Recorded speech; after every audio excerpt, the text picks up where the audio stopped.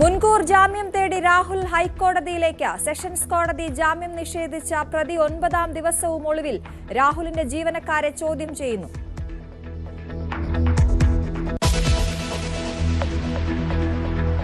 രാഹുൽ മാങ്കൂട്ടത്തിനെതിരായ 2ാം കേസിലെ അന്വേഷണ സംഘം വിപുലീകരിക്കും. വനിതാ IPS ഉദ്യോഗസ്ഥ നേതൃത്വം നൽകും. പരാതിക്കാരിയുടെ മൊഴിയെടുക്കാൻ SIT. രാഹുൽ ഈശ്വറിന്റെ മുൻകൂർ ജാമ്യാപേക്ഷ ഇന്ന് പരിഗണിക്കും.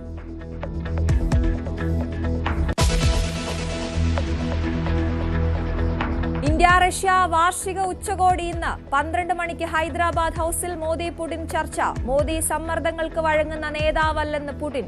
ഇന്ത്യയ്ക്ക് റഷ്യൻ എണ്ണ ഇറക്കുമതി ചെയ്യാൻ അവകാശമുണ്ടെന്നും റഷ്യൻ പ്രസിഡന്റ്.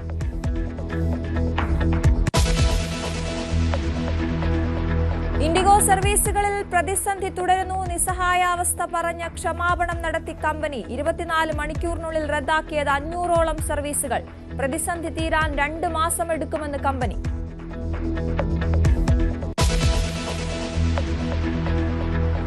ശബരിമല സ്വർണ്ണക്കൊള്ളയിൽ രേഖകൾ ആവശ്യപ്പെട്ട ED കൊല്ലം കോടതിയിൽ. FIRഉം അനുബന്ധ രേഖകളും വേണമെന്ന ആവശ്യം. സർക്കാർ വാദം കോടതിയെ അറിയിക്കും. N വാസുവിന്റെ റിമാൻഡ് കാലാവധി ഇന്ന് അവസാനിക്കും.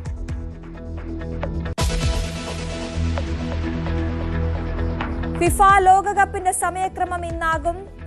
ടീമുകളുടെ ഗ്രൂപ്പ് ഇന്നറിയാം. നറുക്കെടുപ്പ് രാത്രി 10:00.